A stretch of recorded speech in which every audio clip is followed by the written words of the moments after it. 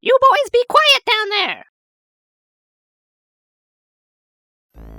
Welcome back to PC-88 Paradise, the series where we take a close look at classic games for the NEC PC-88, the most popular Japanese PC series of the 1980s. In my continuing coverage of the Zack series, I'm now up to the second side story game. This time we're back on the PC-88, which this one was originally released for. So today, let's take a look at Zack Precious Package, the Tower of Gazzel, released by Microcabin in 1991. Making it a fairly late release on the PC-88. This is another game I've never played prior to making this video that I've been excited to try. So here's the packaging. On the back it mentions that it includes Zack series premium goods, and you're never going to believe what those premium goods are when I tell you. Let's open it up. Inside we have an unused survey card, and a form for getting technical support from Microcabin. The main purpose of these, by the way, is determining whether or not Microcabin needs to send you replacement discs. Then we have the manual. The alternate cover art here was used for the MSX version.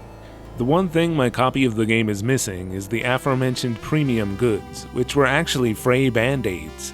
I'm not kidding, it says use these on your RPG wounds. Sorry, but there's nothing that will heal the wounds that Fray inflicted on me. Just kidding, Fray wasn't that bad. But my video on it was in production hell for a little too long. Finally, Tower of Gazzel has 6 floppy disks. Going back to the manual, there's a lot of info on the story here that isn't in the game. A year after Zack 2, Latok's journeys have brought him and the Pixie to a village called Legia, which appeared in Fray. Apparently they originally planned to include this village in the Tower of Gazzel too, since there are unused graphics for it on the disc. In the village, Latok learns that demons seem to have taken up residence at an old tower nearby called, you guessed it, the Tower of Gazzel. In the village, Latok also runs into Fray, who has been looking for him as always. Together, they also learn that someone who looks exactly like Latok showed up at the village earlier and headed for the tower. Boy, this series sure likes to have Latok doppelgangers. Haven't they done that enough times already? Latok and Fray make their way to the tower, which is where we join them at the beginning of the game. We're going to the tower. The tower! The tower! Rapunzel! Rapunzel! So let's fire up the 88. The manual says to boot Disk 1 to get to the main menu.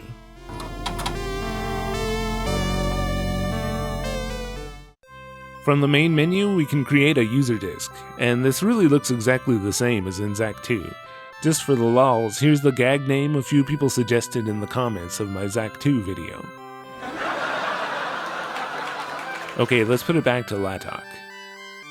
Back to the main menu. Another thing we can select here is the cabin times for some Microcabin news. I'll check that out after the game. For now, let's select the second option to watch the opening. We then have to add Demo Disc B, which according to the manual is the one marked Disc 2. The opening begins with 2 new villains, Burzis and Akrilla, watching Latok through a crystal. Then a darker character appears in the background and warns them not to underestimate Latok, and promises that if they kill him, they can be part of his demon army. The 2 of them take offense and make it clear that they're only helping him because he saved them earlier. Once they're gone, the dark figure calls them common rogue demons. So clearly our villains in this game aren't exactly a united front. The second part of the opening has a wavy title card and some nice animations and illustrations of our main characters, as well as the tower. See that? You mean the tower? The music here is really awesome, utilizing many of the cool sounds they used in Zack 2. Like the previous games, it's really hard to believe this doesn't use the soundboard too.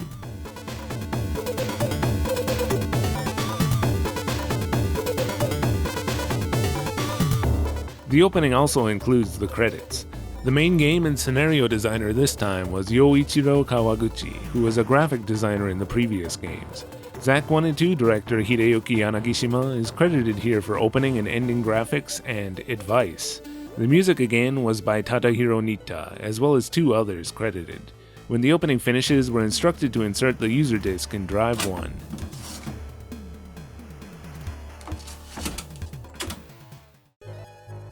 The game begins with this short playable scene of Latok and Frey traveling through the forest to the tower.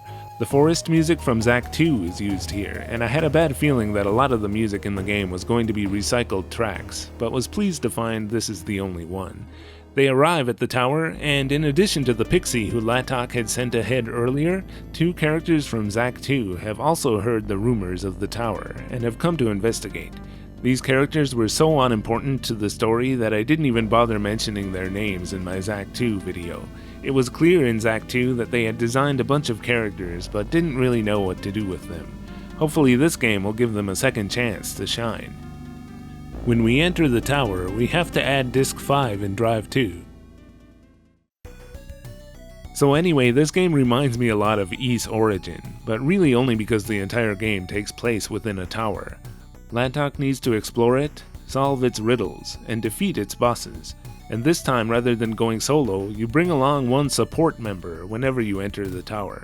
You start off with the Pixie, who has already been exploring the first floor and is anxious to show Latok around.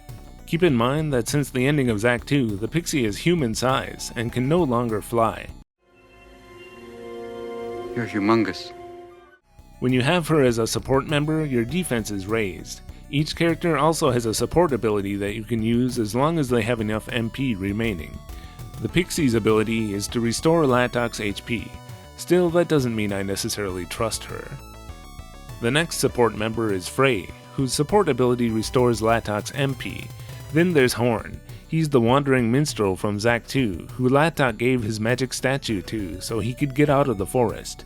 Thanks to that act of kindness, Latok had to grab another magic statue from Shauna's stash.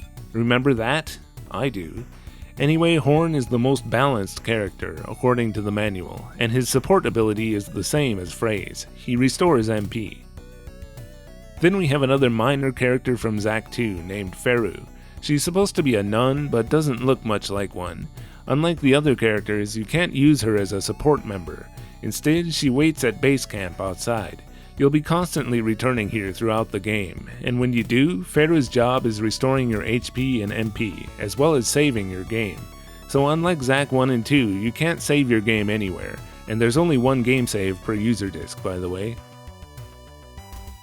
You may have noticed already, but this game looks a lot like Zack 2. I'd wager it uses the Zack 2 engine, with only some slight modifications. In fact, some of the character portraits are taken from Zack 2, so this really feels almost like an expansion pack or a minigame made using assets from Zack 2. This isn't necessarily a bad thing, since though I gave a decidedly negative review to Zack 2, I always thought that the game showed a lot of promise at its core. Tower of Gazzel takes the puzzle-solving elements of the previous games and makes that the main focus. Talking statues placed throughout the tower give you riddles and hints for how to proceed. Some puzzles are solved by finding an item and bringing it to another location. Oftentimes when you find a spot where you don't know how to proceed, you just have to remember it and come back later when you think you have the necessary item. So it's probably not a good idea to put this game down partway and try to come back to it months later. Other parts require you to bring a certain support member with you to a certain spot. For instance, Frey can cast magic spells in order to remove barriers, and Horn can read ancient inscriptions. Still, other parts simply require you to figure out the meaning of a riddle and proceed appropriately. So this is one game where you're probably not going to get very far without being able to read the text. Luckily, there's always the MSX2 version if you want an English patch. In order to focus on the puzzles, the game throws battle almost completely to the wayside. Latok starts the game at a high level and with good equipment that can't be changed, which actually makes sense since he's been through a couple adventures. The only changeable equipment in the game are gauntlets, which are found at a few points in the tower, and raise Latok's strength and defense just a bit. But this game not only doesn't have experience, there's no money either, so there's no reward whatsoever for killing monsters, making them simply obstacles to get around. I only found a few enemies even worth killing to avoid taking a bunch of damage. The one thing the game has besides puzzles is bosses. When you get to a boss you can't beat, not having the option to just grind and become stronger is actually sort of a blessing. Instead, you have to really learn the pattern for each one, and I found this to be a fun aspect of the game. One kind of weird thing is that the support members don't actually fight, they just follow Latok around and improve his stats. Hey, Frey, remember when you defeated that god at the end of your game? Do you think maybe you could give me a hand with Boomerang Guy here? You've already seen me using projectile magic in some of the footage taken from later in the game, but this first boss is the part where I finally remembered it was a thing. Oh yeah, just like in Zack 2, you have to turn on the Kana lock key to use magic. You can already use it from the very beginning, and it's clearly noted in the manual I just read before playing. How quickly I forget.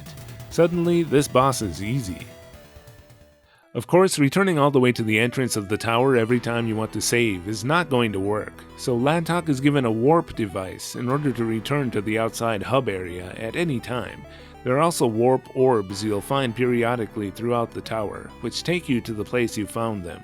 Each one has an element associated with it, like water or fire, and the area it warps you to has the same elemental theming. Warping is convenient, but good grief, the loading time is pretty brutal for a PC-88 game. Warping back to the hub area is the slowest, sometimes taking a full 34 seconds of black screen time, and about 20 to warp back into the tower. But apparently Microcabin thought having to wait through the loading time wasn't enough, and so you have to also watch both your characters very slowly disappear one by one and then reappear in the new area before you can finally play again. Patience sure is a virtue in this game. Playing it while in the wrong mood would probably be irritating as hell, but luckily I made steady progress through the game and found myself in pretty good spirits throughout. During the loading time, I was like a Zen monk. Dying means waiting for the game over screen to come up, and then for the game to load back up before you get another try. Luckily, when you die on a boss, it does bring you back right before the boss room, rather than loading up your last save back at the hub, like it does when you die anywhere else. Another saving grace is the fact that you don't have to change disks very often. The hub area is stored on the user disk and is thus always ready to be loaded from drive 1. You then also won't need to change disks when you warp back to the current area of the tower you're working on. The only time you need to change is when you get to a new area stored on one of the later disks, or when you need to travel back to an earlier area. Unfortunately, there's one last potentially annoying aspect I've got to get out of the way. Just as in Zack 2 and Frey, Microcabin for some reason thought it was a great idea for these Zack games to have platforming sections. Everybody knows that overhead action games where you can hardly tell where your character is standing is the perfect genre for platforming, right? I can't even tell whether some of these jumps are possible or not. Unlike Zack 2 and Frey, you don't die when you fall, but instead are taken to a lower floor and forced to climb all the way back up, all while waiting through the necessary loading time incurred. Overall, the platforming in Zack 2 was probably the easiest to deal with, thanks to being able to save anywhere. Another Zack mainstay, the obligatory shooter stage, is missing from Tower of Gazzel. I guess they weren't so obligatory after all.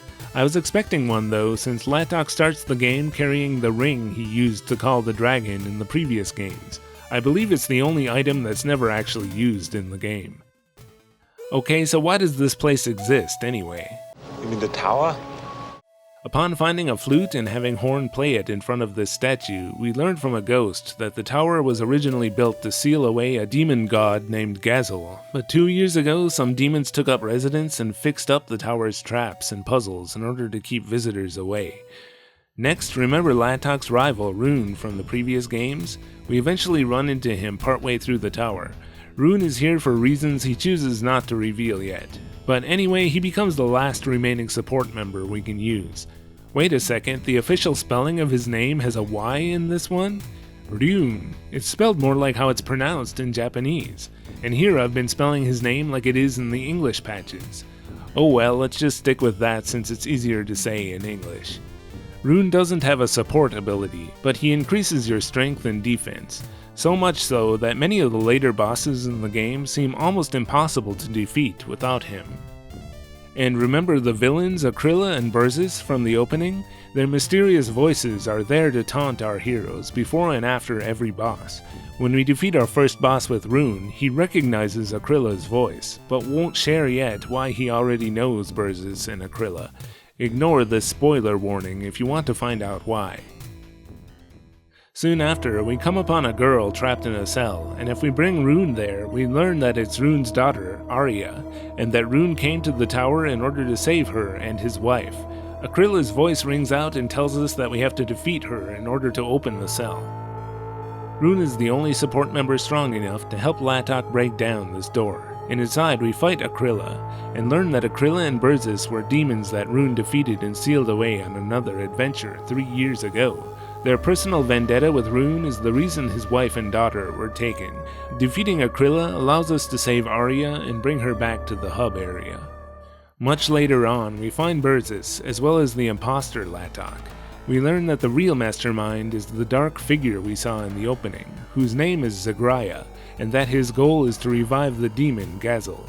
Upon defeating Burzis, he tells Rune to hurry if he wants to save his wife Tina, and gives him the final warp orb, which is the only way to reach the final area of the game. For the end of the game, we have to use Rune as the support character. We fight the imposter, who says he was built in order to destroy Latok. Defeating him is not very hard since it's easy to get him into a position where he'll just keep standing in one place, attacking in the wrong direction.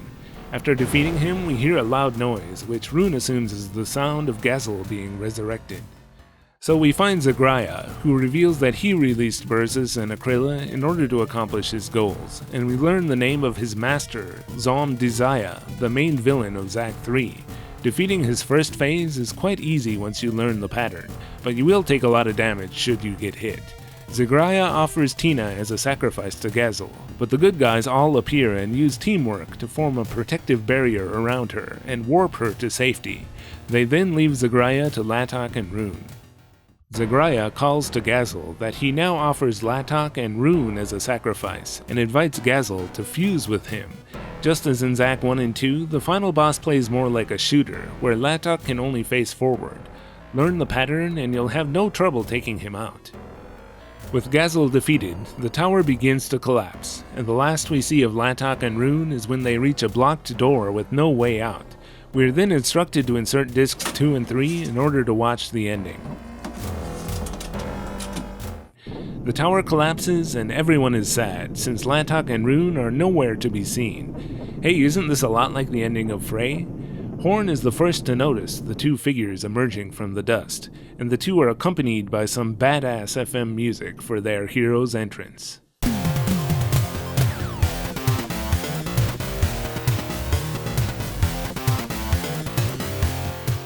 Okay, I have two questions. Why are we never shown how they got out of this situation? And secondly, remember how Rune was introduced as kind of an asshole joke of a rival character in the first game, and only taken a bit more seriously in the second one? At what point did he become a serious hero worthy of this much sympathy and fanfare from the game? Ah well, from joke rival to trusted partner. It can happen, I guess. Latok stares toward the rubble and senses that a far bigger adventure is yet to come. Frey, the Pixie, and Rune all happily announce that they'll be coming along, and holy crap, this credits BGM. Like the opening, it's like Tadahiro Nitta said, okay, let's just take every crazy sound we've learned how to produce with this old soundboard and just use them all.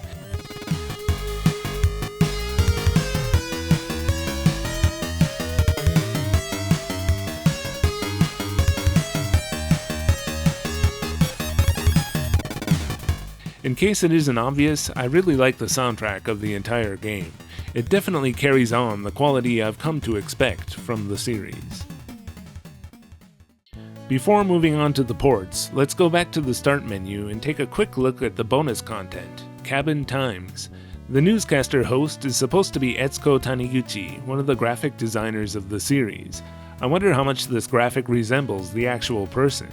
The content here includes messages written by Microcabin employees, upcoming secrets, and a graphic gallery with unused graphics, as well as random art unrelated to the game. The games advertised in the Cabin Commercials section include some teaser info for Frey for Game Gear, and very interestingly, some expansion software that Microcabin made for Sharp electronic organizers. That's so 90s, reminds me of playing games on my graphing calculator. Barely over a week after the original PC-88 version was released, came the first port for the PC-98. While graphically identical to the PC-88 version, it's an overall much smoother experience. Not only is the default game speed quite a bit faster, but the disk access time is so much snappier it feels like a completely different game. or at least it does on my fairly late model PC-88 anyway. It really goes to show how much the PC-88 version must have been pushing the system to its limits. If I had just been playing the PC-98 version in the first place, I probably would have finished the game in half the time.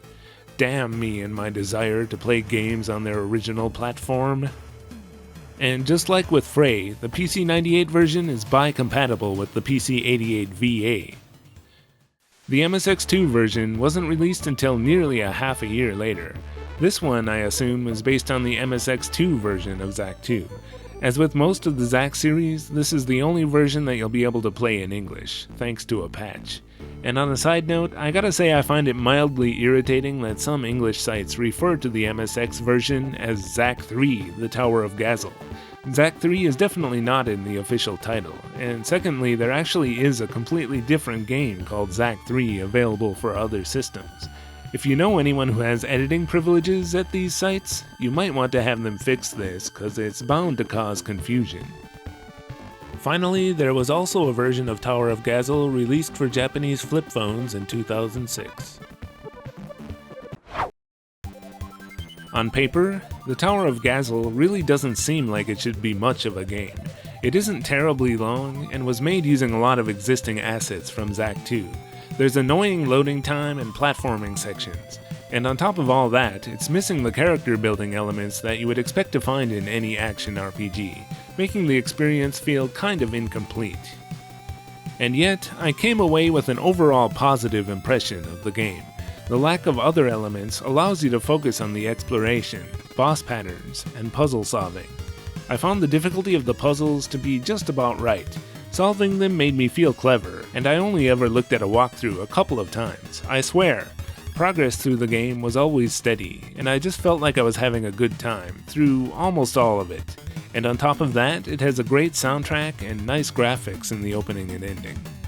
So while both ZAC 2 and Frey are definitely much more fully realized games with practically all original content, Tower of Gazzel might just be the one that gave me the most positive vibes.